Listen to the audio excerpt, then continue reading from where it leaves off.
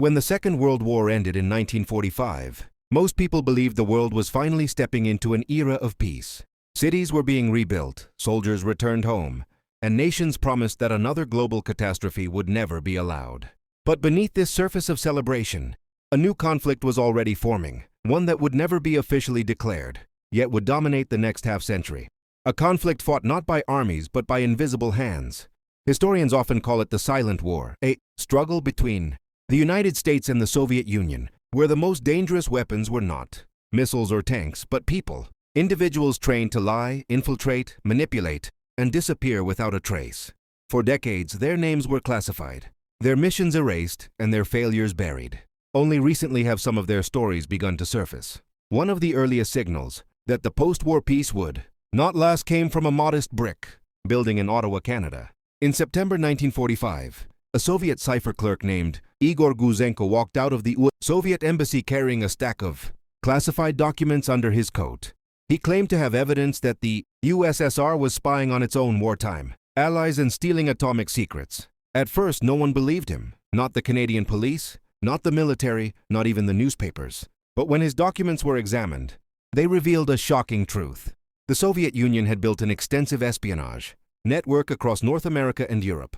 This event, now known as the Guzenko affair, is considered by many historians to be the real beginning of the Cold War. It exposed deep distrust between East and West and set the stage for an intelligence race that would grow more dangerous every year. While the public still hoped for cooperation between the superpowers, both sides were already preparing for an entirely different reality. In Washington, former wartime intelligence officers were gathering to form a new organization, one that would operate in the shadows, gathering secrets and influencing political events worldwide. By 1947, this organization had a name that would soon become infamous: the Central Intelligence Agency, the CIA. Meanwhile, in Moscow, Joseph Stalin had already approved the creation of highly specialized units within the KGB's predecessor organizations, dedicated to foreign espionage, sabotage, and covert influence campaigns. Their agents would blend into foreign societies, often living for decades under stolen identities. Some would even start families, leaving behind children who never learned their parents' true names. These early Cold War years were chaotic and uncertain. Both sides believed the other was preparing for domination, possibly even another war. Yet instead of direct confrontation, they chose a different battlefield, the hidden world of intelligence operations, where lies were weapons and truth was a luxury no one could afford. In this world, the most dangerous agents weren't always the ones carrying guns. They were the ones carrying secrets. Some were patriots, some were traitors, some were double agents who played both sides until the stress broke them. And a few were so skilled that their identities remain unknown to this day.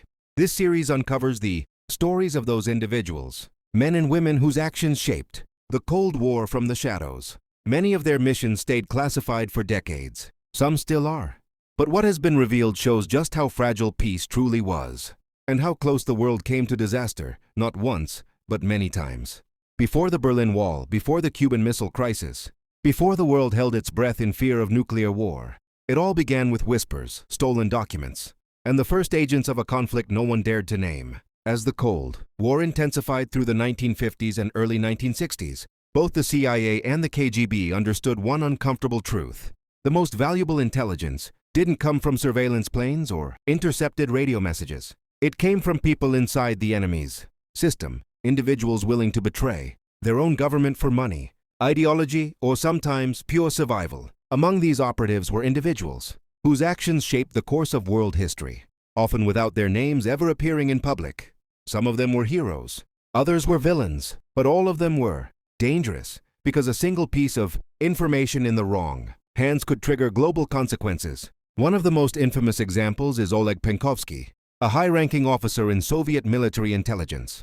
Penkovsky secretly approached Western diplomats in Moscow in 1960, offering to provide classified documents. At first, British and American intelligence feared it was a trap. But soon it became clear Penkovsky had access to crucial Soviet missile data, and he was willing to deliver everything he knew. The photographs he smuggled out, thousands of pages worth, would later play a decisive role in the Cuban Missile Crisis. Thanks to Penkovsky's information, President John F. Kennedy knew the real capabilities and limitations of Soviet nuclear weapons. Some historians argue that without Penkovsky, the crisis could have escalated into full-scale nuclear war. Others believe his intelligence allowed the U.S. to negotiate from a position of strength, preventing catastrophe. Yet Penkovsky's fate serves as a reminder of the brutal reality of espionage. In 1962, after months of covert communication, he was arrested by the KGB. His trial was filmed, but much of it remains classified. Officially, he was executed. Some accounts claim he was shot. Others say he was cremated alive, a detail still debated, but symbolic of the ruthless world he entered. While the West had Penkovsky, the Soviets had their own extraordinary assets. Perhaps the most destructive of them all was Aldrich Ames, a CIA officer who began spying for the KGB in 1985. Ames didn't act from ideology, he wanted money. And the KGB paid him millions. In return, he exposed over 100 U.S. operations and revealed the identities of numerous Soviet citizens secretly working for the CIA. Many of them were executed. Ames worked inside the CIA's Soviet counterintelligence division, precisely the place where a spy could inflict the most damage. For nearly a decade, he fed the KGB detailed reports on American strategies, agent networks, and planned missions. Even after several unexplained intelligence failures, the CIA failed to suspect him. He bought expensive cars, luxury homes, and paid for everything in cash. No one asked how a mid-level officer could afford such a lifestyle. By the time Ames was finally arrested in 1994, the damage was already done. He is still considered one of the most harmful traitors in American intelligence history. Stories like Penkovsky and Ames reveal the unsettling truth of the Cold War. Loyalty could be purchased, and betrayal was often rewarded. Governments invested billions in training agents, building networks, and protecting secrets. Yet the most catastrophic leaks came from inside their own walls. Behind every major Cold War event, from the Berlin crisis to the arms race, there were people working in the shadows, people whose decisions, made in secret, shaped the fate of millions who never knew their names. If double agents were the sharp instruments of the Cold War, then deep cover operatives were its ghosts. These were the men and women who didn't just pass secrets. They became entirely new people, often for decades. Their missions required such discipline and psychological endurance that many historians still consider them the most dangerous assets of any intelligence service.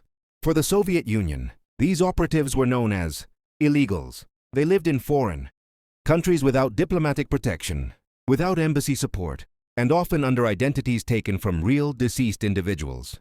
Their job was not always to steal secrets directly, but to blend into society until the moment they were needed. They could build relationships, influence organizations, or quietly prepare escape routes for other spies. One of the most skilled among them was Rudolf Abel, whose real name was William Genrikhovich Fischer. Born in the UK to Russian immigrants, Abel was recruited by Soviet intelligence early in his life. By the late 1940s, he was living quietly in Brooklyn as a commercial artist, blending seamlessly into American society. For nearly 10 years, he operated an extensive Soviet spy network inside the United States, communicating through hidden codes, radio transmissions, and microdots, tiny photographic messages no bigger than a pencil point. Abel was finally arrested in 1957. But what makes his story remarkable is not just his mission, it's his silence. Throughout his trial, interrogation, and imprisonment, he never confessed, never revealed names, and never broke discipline. Even the FBI admitted he was one of the most professional agents they had ever encountered. In 1962, he was exchanged for captured American U-2 pilot Francis Gary Powers on the Glienicke Bridge in Berlin, a moment that would later become iconic and symbolic of Cold War tensions. But the Soviets were not the only ones with deep cover operatives. The CIA developed its own networks, though the structure was different. One of the most effective American efforts involved embedding agents inside Eastern European scientific and industrial sectors. These operatives helped the West understand military production, nuclear development, and the technological race that defined the 1960s and 70s. Deep cover missions were not always dramatic. Many were slow, patient operations requiring years of quiet observation. But sometimes these missions touched ordinary lives in unexpected ways. In East Germany, for example, there were cases where Stasi officers lived under false identities for so long that they formed relationships, married, and even had children. Families who later discovered that the person they loved was never who they claimed to be. Perhaps the most haunting example is the story of Günther Guillaume, a West German politician's trusted aide who was secretly an East German spy. Guillaume spent years climbing political ranks, earning respect, and building influence until 1974, when his exposure triggered a national scandal that forced the resignation of West German Chancellor Willy Brandt. Brandt later said the betrayal felt more personal than political. Guillaume had not only infiltrated a government, he had infiltrated friendships and trust. This is what made deep cover operatives so dangerous. They didn't steal documents, they stole access, credibility, and influence. They became the neighbors people trusted, the colleagues they confided in, the friends they invited to dinner. They changed the course of nations not with weapons, but with forged passports and carefully practiced smiles. By the 1980s, both the CIA and the KGB understood that deep cover spies were irreplaceable assets. They were expensive to train, difficult to manage, and nearly impossible to detect. Yet their impact on politics, diplomacy, and intelligence was enormous, often far greater than the public would ever know. By the late 1970s, the Cold War had become a global chessboard where intelligence agencies moved silently across continents. The world saw only political speeches and military parades, but behind the scenes, covert operations were escalating to dangerous new levels. Some of these missions, now partially declassified, show just how close the world came to disaster, sometimes because of a single agent, a single decision, or a single miscalculation. One of the most secretive American operations of the era was Operation Cyclone, launched by the CIA in 1979. Its goal was to arm and finance Afghan fighters resisting the Soviet invasion. Although the operation became one of the largest covert funding programs in CIA history, very few people realized the scale of what was happening at the time. The CIA was supplying weapons, money, and training through Pakistan's intelligence service, the ISI. Many of the fighters, trained under this program, would later become influential figures in regional politics and conflicts. What makes Operation Cyclone so relevant to intelligence history is the level of secrecy. Not even many members of the U.S. Congress were informed about the full extent of the program. Soviet intelligence, meanwhile, worked desperately to identify the flow of weapons. Several KGB agents embedded in Afghanistan attempted to sabotage supply lines, but the terrain and the speed of guerrilla operations made the mission nearly impossible. The war dragged on for almost 10 years, draining the Soviet economy and contributing to the eventual collapse of the USSR. But while Cyclone was dramatic, another operation, far less known to the public, was even more dangerous.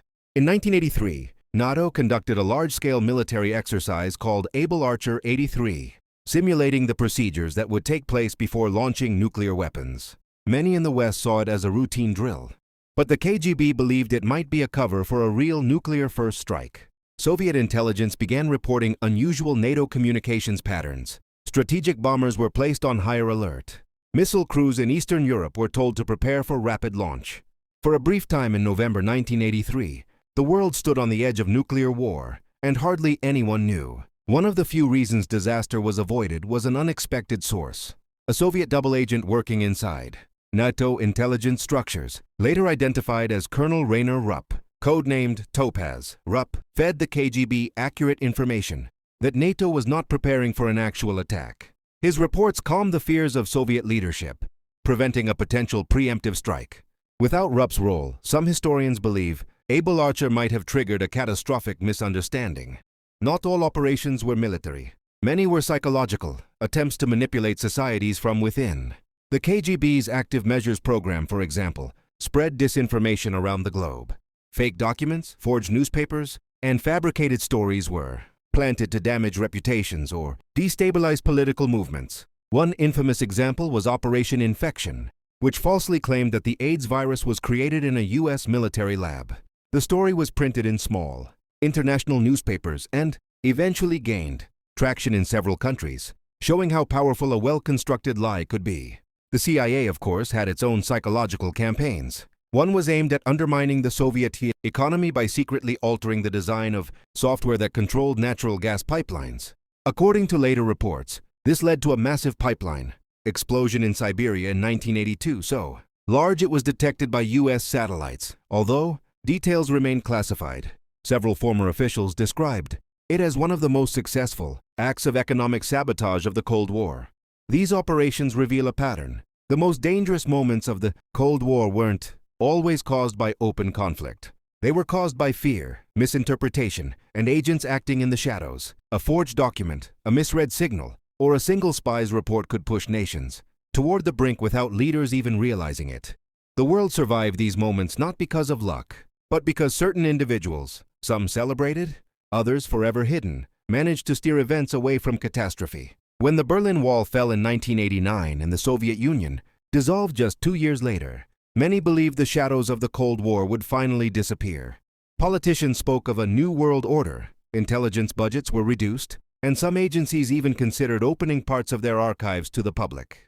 But for those who had lived their careers in secrecy, agents, handlers, double agents, and analysts, the Cold War didn't simply end. It faded slowly, leaving behind unanswered questions, missing files, and individuals whose true identities would never be fully revealed.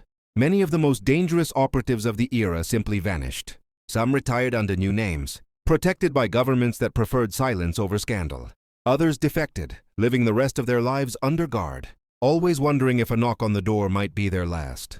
A few, according to scattered reports, continued working, not for ideology but for profit, selling their skills to private organizations and emerging intelligence networks in a rapidly changing world. One of the most striking examples of unfinished Cold War business appeared in the 1990s when the FBI began reviewing archives from Soviet intelligence.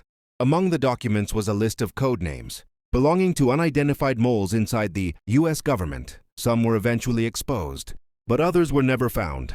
To this day, a handful of these code names remain unresolved, ghosts of agents who may have operated for decades and then disappeared into ordinary life.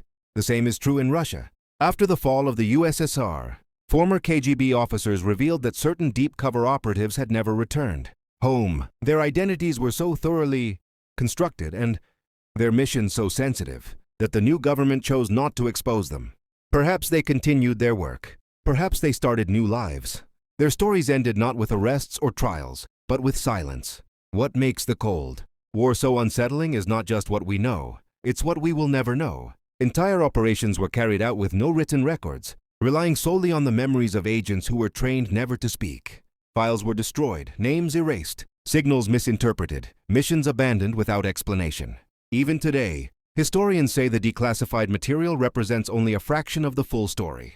But some truths have emerged. We now know how close the world came to disaster on multiple occasions, not because of military strategy, but because of the actions of individuals working in the shadows. A courier carrying a microfilm across a border, a cipher clerk copying documents late at night, a deep cover agent whispering the right information at the right moment, or a single report that prevented a nuclear launch based on a misunderstanding.